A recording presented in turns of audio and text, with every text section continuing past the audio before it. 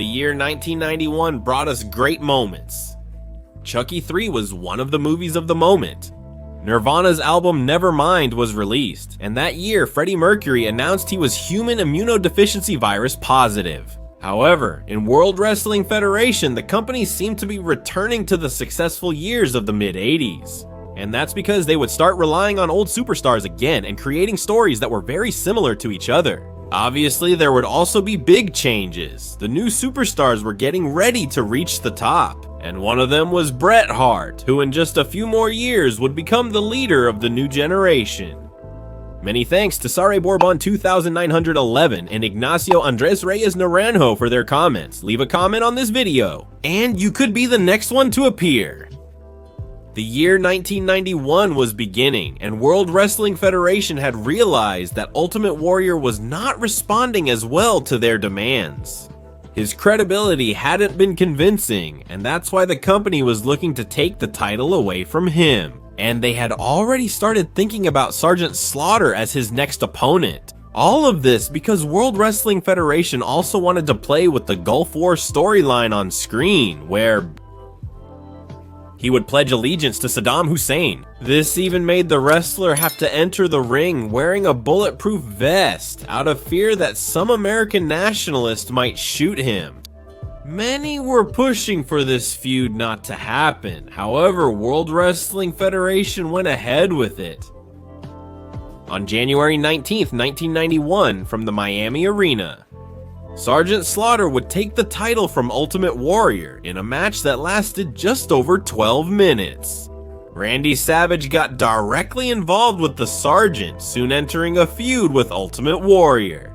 Because of this, a young Shawn Michaels began to rise little by little. Virgil had rebelled against his own boss, Ted DiBiase, and wanted to keep that $1 million championship. In the Royal Rumble match, Bret Hart would make an impressive appearance, entering as number 1 and lasting 20 minutes. Unfortunately, after being eliminated by The Undertaker, Hulk Hogan would take the victory for the second year in a row, which would make him the number 1 contender at WrestleMania. This match would bring major problems for the company. The audience wasn't excited about this main event. In fact, ticket sales for WrestleMania 7 were extremely low. This forced them to move the event from the planned Los Angeles Memorial Coliseum, which holds 90,000 people, to the much smaller Los Angeles Sports Arena. According to Vince McMahon, they had to change venues because they received a bomb threat in advance, something that no one was ever able to verify. In fact, this new venue was set up for 18,000 people, and just a little over 16,000 actually showed up. At WrestleMania 7, the Nasty Boys defeated the Hart Foundation to win the World Tag Team Championships. Almost unnoticed, and just like any other match, The Undertaker would begin what would become his famous undefeated streak by defeating Jimmy Snuka.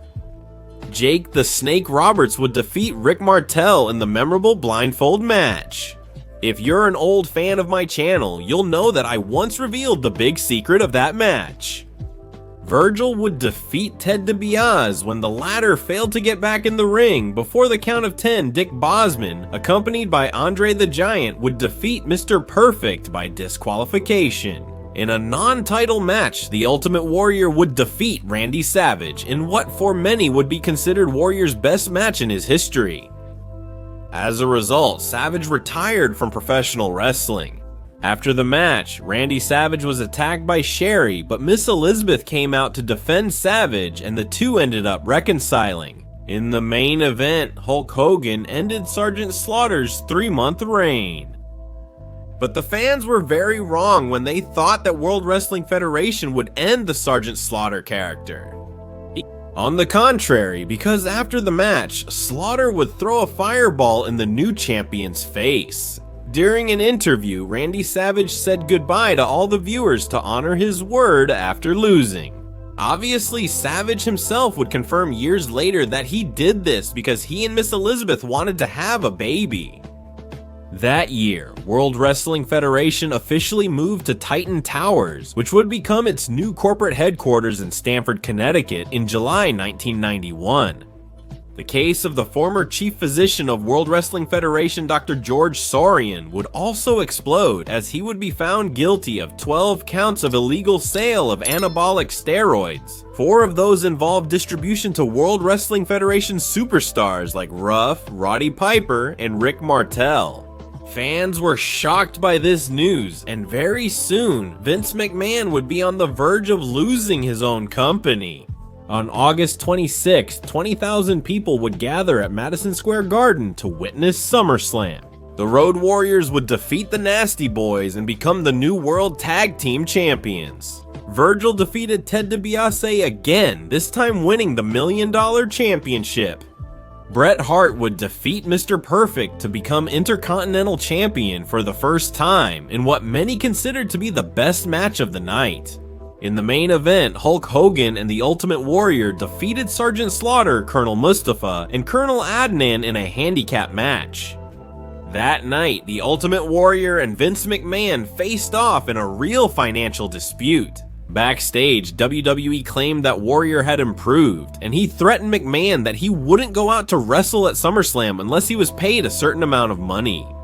Warrior responded to those allegations on his website, stating that he was owed money for his performance at WrestleMania 7.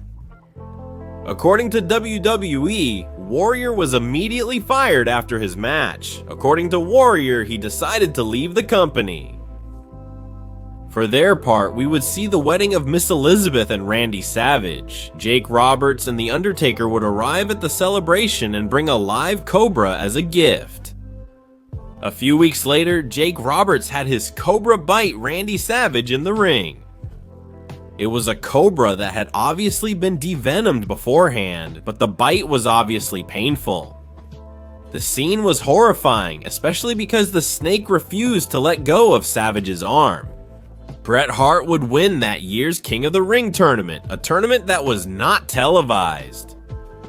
World Wrestling Federation was losing its success in the United States. However, in England, its success was increasing more and more. That's why the company was holding many events in that country. On October 3rd, they presented Battle Royale at the Albert Hall, where we would see the debut of Ric Flair in World Wrestling Federation after he had just recently left World Championship Wrestling. This event is important because it features one of the last live wrestling appearances of Andre the Giant and the last time he appeared on a video home system video. Survivor Series was held in Detroit on November 27th, where The Undertaker, who had made his debut a year ago, would become so popular and win the World Wrestling Federation Championship. After defeating Hulk Hogan, where Ric Flair gave him a big hand by putting a chair on the ring mat so Taker could hit the Tombstone Piledriver on it. On Tuesday, December 3rd, just 4 days after Survivor Series, this Tuesday in Texas was announced, which would be a sort of rematch of Survivor Series. The fictional World Wrestling Federation president, Jack Tunney, said that the main event of Survivor Series needed to be repeated, and he would make sure that there would be no interference. At this event, Randy Savage would come out of retirement to face Jake Roberts as revenge for the Cobra incident. This time, Randy Savage would win, but Jake Roberts would give Miss Elizabeth a tremendous slap as retaliation.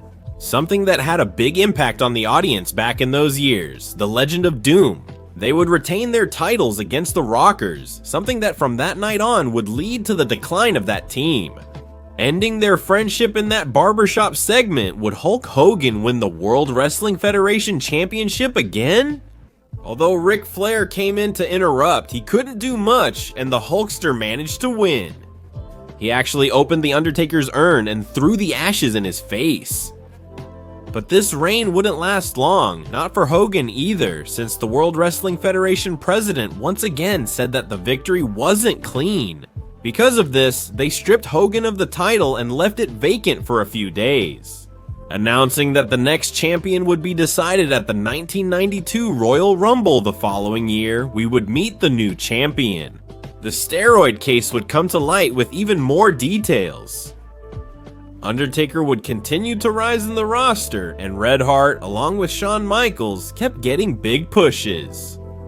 Well, for now I'll stop talking and I'll meet you in the year 1992.